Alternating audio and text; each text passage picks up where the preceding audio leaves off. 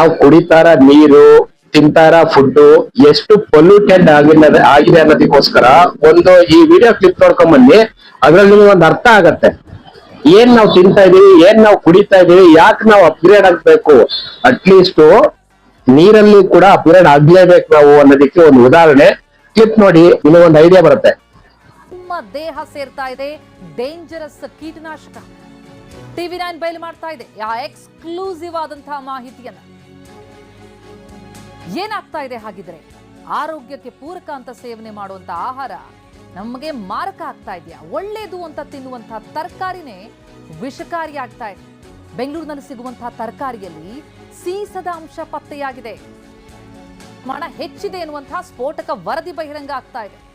ಕೇಂದ್ರ ಮಾಲಿನ್ಯ ನಿಯಂತ್ರಣ ಮಂಡಳಿಯಿಂದ ಈ ವರದಿ ಬಂದಿರೋದು.